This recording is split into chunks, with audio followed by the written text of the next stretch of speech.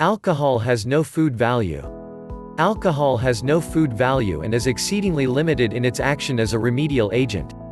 Dr. Henry Monroe says, every kind of substance employed by man as food consists of sugar, starch, oil and glutinous matter mingled together in various proportions. These are designed for the support of the animal frame. The glutinous principles of food fibrine, albumen and casein are employed to build up the structure while the oil, starch, and sugar are chiefly used to generate heat in the body. Now it is clear that if alcohol is a food, it will be found to contain one or more of these substances.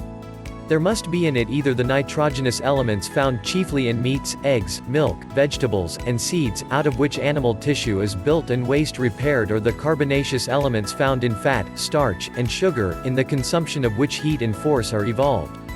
The distinctness of these groups of foods, says Dr. Hunt, and their relations to the tissue-producing and heat-evolving capacities of man, are so definite and so confirmed by experiments on animals and by manifold tests of scientific, physiological and clinical experience, that no attempt to discard the classification has prevailed. To draw so straight a line of demarcation as to limit the one entirely to tissue or cell production and the other to heat and force production through ordinary combustion, and to deny any power of interchangeability under special demands or amid defective supply of one variety is, indeed, untenable. This does not in the least invalidate the fact that we are able to use these as ascertained landmarks. How these substances when taken into the body, are assimilated and how they generate force, are well known to the chemist and physiologist, who is able, in the light of well-ascertained laws, to determine whether alcohol does or does not possess a food value. For years, the ablest men in the medical profession have given this subject the most careful study, and have subjected alcohol to every known test and experiment, and the result is that it has been, by common consent, excluded from the class of tissue-building foods. We have never, says Dr. Hunt, seen but a single suggestion that it could so act, and this a promiscuous guess. One writer, Hammond, thinks it possible that it may somehow enter into combination with the products of decay in tissues, and under certain circumstances might yield their nitrogen to the construction of new tissues. No parallel in organic chemistry, nor any evidence in animal chemistry, can be found to surround this guess with the areola of a possible hypothesis. Dr. Richardson says, alcohol contains no nitrogen, it has none of the qualities of structure-building foods, it is incapable of being transformed into any of them, it is, therefore, not a food in any sense of its being a constructive agent in building up the body. Dr. W. B. Carpenter says, alcohol cannot supply anything which is essential to the true nutrition of the tissues. Dr. Liebig says, beer, wine, spirits, etc., furnish no element capable of entering into the composition of the blood, muscular fiber, or any part which is the seat of the principle of life. Dr. Hammond Indiana his Tribune lectures, in which he advocates the use of alcohol in certain cases, says, it is not demonstrable that alcohol undergoes conversion into a tissue. Cameron, in his Manual of Hygiene, says, there is nothing in alcohol with which any part of the body can be nourished. Dr. E. Smith, FRS, says, alcohol is not a true food. It interferes with alimentation. Dr. T.K. Chambers says, it is clear that we must cease to regard alcohol, as in any sense, a food. Not detecting in this substance, says Dr. Hunt, any tissue-making ingredients, nor in its breaking up any combinations, such as we are able to trace in the cell foods, nor any evidence either in the experience of physiologists or the trials of parliamentarians, it is not wonderful that in it we should find neither the expectancy nor the realization of constructive power. Not finding in alcohol anything out of which the body can be built up or its waste supplied, it is next to be examined as to its heat-producing quality. Production of heat. The first usual test for a force-producing food, says Dr. Hunt, and that to which other foods of that class respond, is the production of heat in the combination of oxygen therewith. This heat means vital force, and is, in no small degree, a measure of the comparative value of the so-called respiratory foods.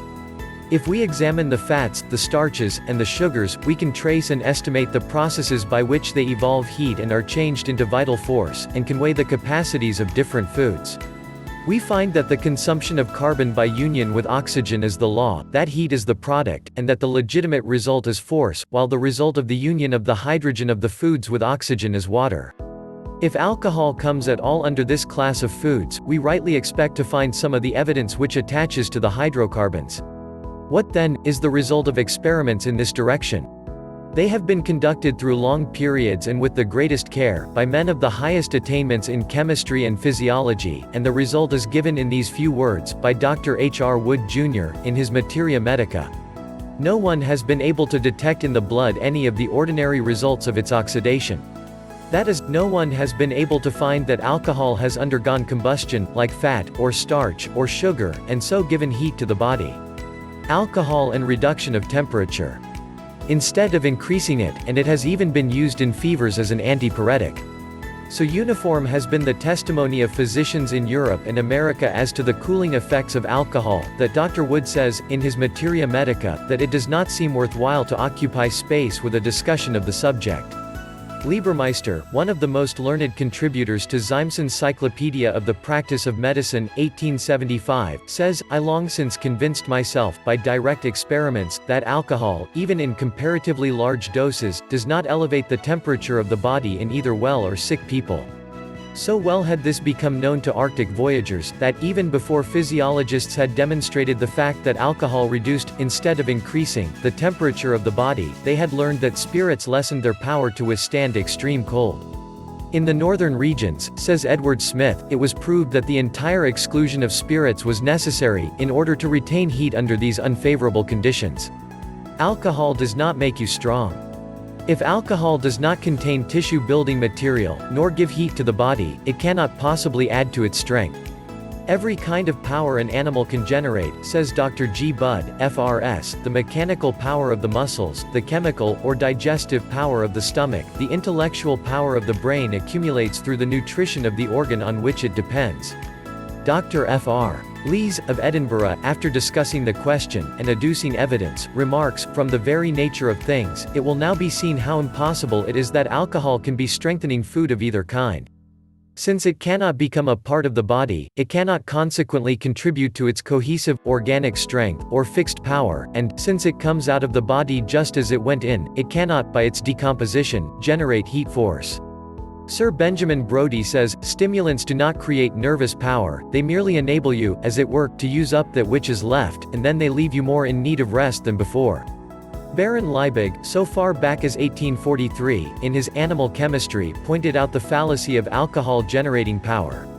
He says, the circulation will appear accelerated at the expense of the force available for voluntary motion, but without the production of a greater amount of mechanical force. In his later letters, he again says, wine is quite superfluous to man, it is constantly followed by the expenditure of power, whereas, the real function of food is to give power. He adds, these drinks promote the change of matter in the body, and are, consequently, attended by an inward loss of power, which ceases to be productive, because it is not employed in overcoming outward difficulties, i.e., in working. In other words, this great chemist asserts that alcohol abstracts the power of the system from doing useful work in the field or workshop, in order to cleanse the house from the defilement of alcohol itself. The late Dr. W. Brinton, physician to St. Thomas's, in his great work on dietetics, says, careful observation leaves little doubt that a moderate dose of beer or wine would, in most cases, at once diminish the maximum weight which a healthy person could lift.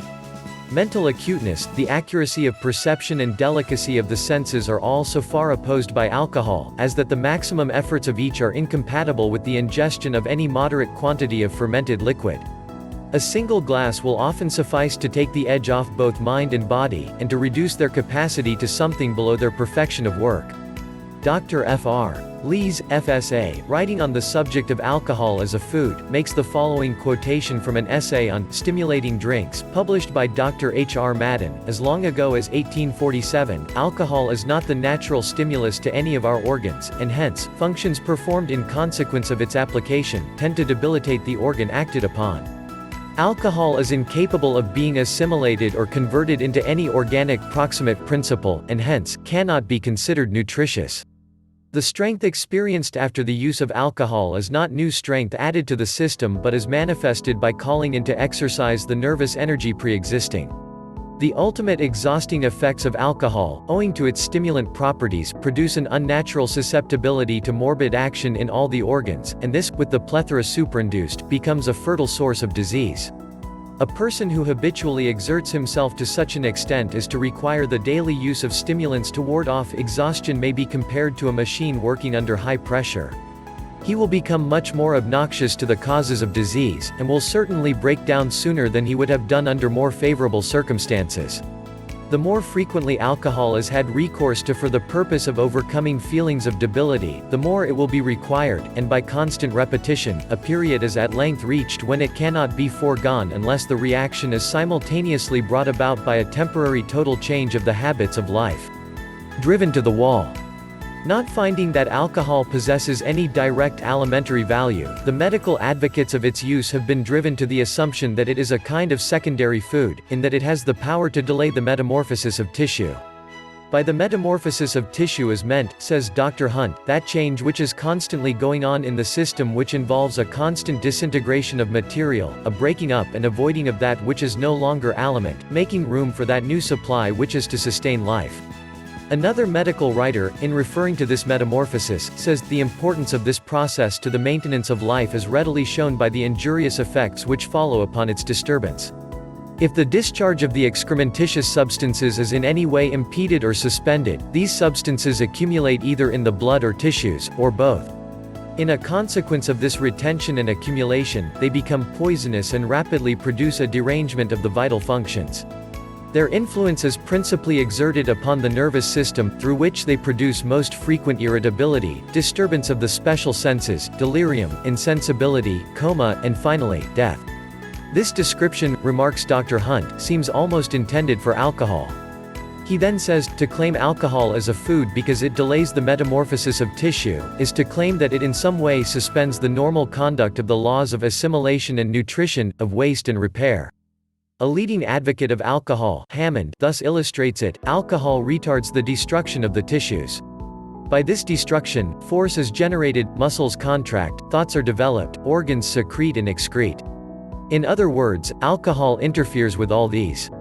No wonder the author is not clear how it does this, and we are not clear how such delayed metamorphosis recuperates. Not an originator of vital force, which is not known to have any of the usual power of foods, and use it on the double assumption that it delays metamorphosis of tissue, and that such delay is conservative of health, is to pass outside of the bounds of science into the land of remote possibilities, and confer the title of adjuster upon an agent whose agency is itself doubtful. Having failed to identify alcohol as a nitrogenous or non-nitrogenous food, not having found it amenable to any of the evidences by which the food force of aliments is generally measured, it will not do for us to talk of benefit by delay of regressive metamorphosis unless such process is accompanied with something evidential of the fact, something scientifically descriptive of its mode of accomplishment in the case at hand, and unless it is shown to be practically desirable for alimentation. There can be no doubt that alcohol does cause defects in the processes of elimination which are natural to the healthy body and which even in disease are often conservative of health.